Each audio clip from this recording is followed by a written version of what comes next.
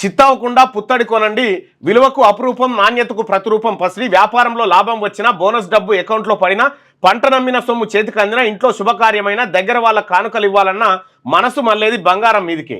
ఇప్పుడు మేలిం బంగారం తులం బంగారం 1,00,000 సమీపాన ఉంది. అరగ్రాము కూడా అపురూపంగా మారిన తరుణంలో బంగారం కొనుగోలు చేసేటప్పుడు కొన్ని జాగ్రత్తలు తప్పనిసరిగా తీసుకోవాలని సూచిస్తున్నారు నిపుణులు.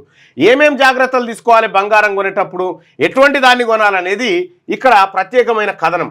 పసిడి నాణ్యతను నిర్ణయించడంలో హాల్ మార్క్ కీలకమైంది.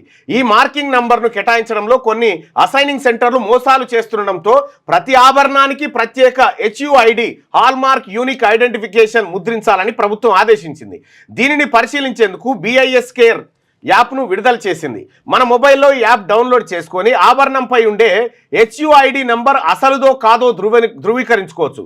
దీంతో ఆభరణాన్ని ఎవరు ఏ సంవత్సరం ఏ నెలలో రూపొందించారనే వివరాలన్నీ వచ్చేస్తాయి. HUIDని కేంద్రీకృత సాఫ్ట్వేర్తో రూపొందించారట. ఈ యాప్ను డౌన్లోడ్ చేసుకుంటే మీరు బంగారం కొనేటప్పుడు ఆ బంగారం మీద ఉండేటువంటి హాల్ మార్క్ ఏదైతే ఉందో ఆ హాల్ మార్కును ఈ యాప్లో ఫోటో తీస్తే ఈ హాల్ మార్క్ కరెక్టేనా, డూప్లికేట్దా, అసలు ఈ బంగారం కొనొచ్చా వద్దా అనేది ఆ యాప్ చెప్పేస్తుందట.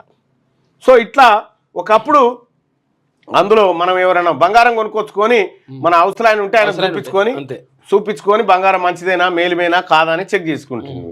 ఇప్పుడు ఈయన అయింది అన్నట్టు, ఈ యాపే అవసరాయన ఇంకెక్కువనే అయింది ఇప్పుడు ఇది పరిస్థితి.